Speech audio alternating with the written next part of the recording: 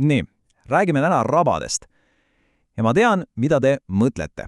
Et need on ju lihtsalt sellised märjad ja võib-olla natuke kõledad kohad, eks?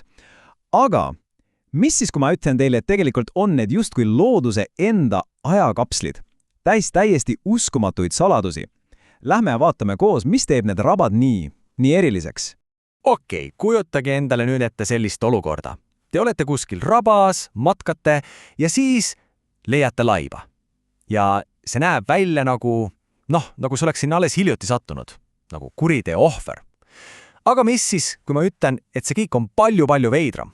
Ja teate mis? See ei ole mingi väljamõeldis, see juhtus päriselt. Ja siinsamas Eestis. Nii, lähme nüüd ajas natuke tagasi. Aastast 1936. Raba-vereraba. Turbakaevurid teevad oma igapäevast rasket tööd, kui nad sattuvad millegi kohutava peale.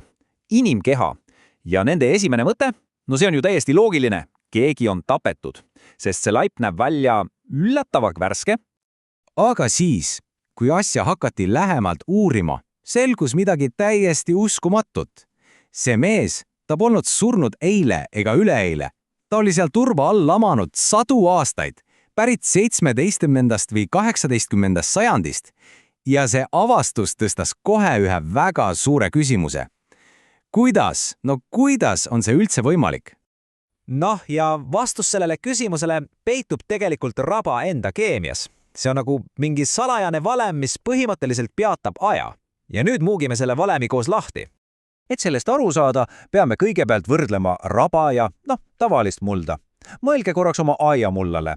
See on elurikkas, eks. Toitaineid on palju, hapnikku on palju. See on ideaalne keskkond lagulemiseks.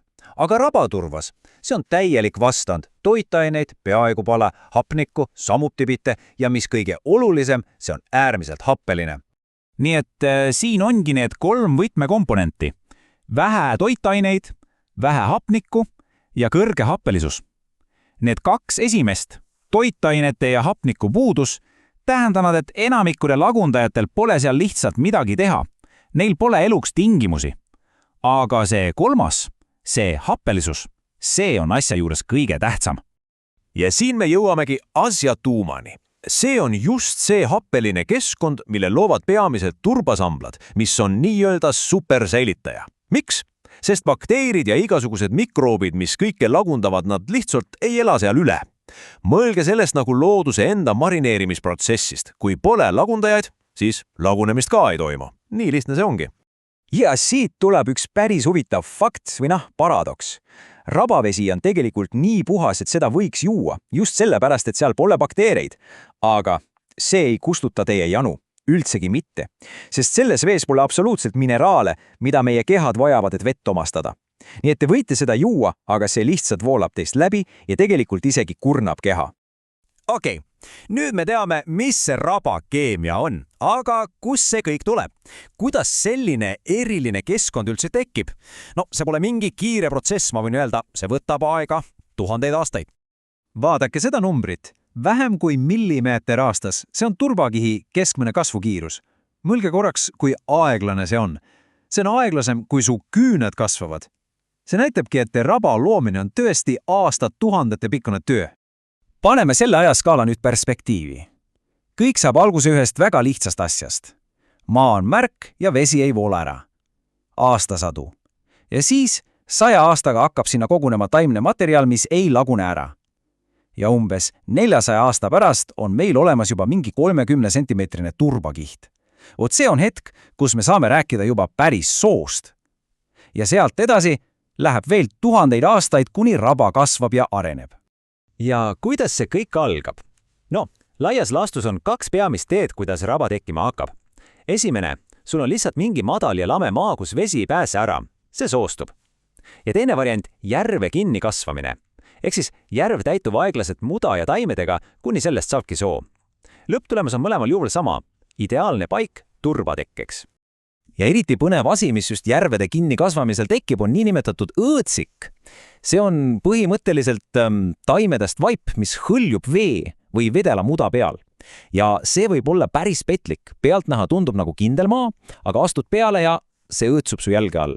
Ja see on tegelikult päris ohtlik, sest sellest võib ka läbi vajuda. Ja sellega jõuamegi tegelikult ringiga tagasi sinna, kust me alustasime. Kogu see üliaeglane protsess ja see eriline keemia, need on kokku loonud midagi täiesti erakordset. Looduse elava ajakapsli. Ja see kapsel on täis mineviku aardeid. See Rabivere mees, kellest me rääkisime, on tegelikult vaid üks näide paljudest. Mõelge, mida kõike arheoloogid on veel leidnud.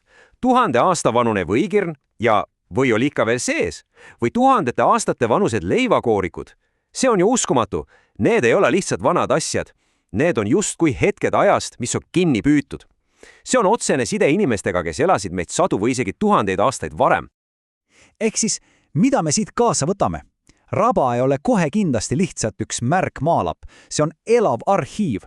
See 100 millimeetri aastas protsess, mis raba ehitab, salvestab samaaegselt ka ajaloogu. Iga sentimeeter turvast on nagu lehekülg ajaloo raamatus, mis räägib meile loo kunagisest kliimast, taimedest ja isegi inimestest.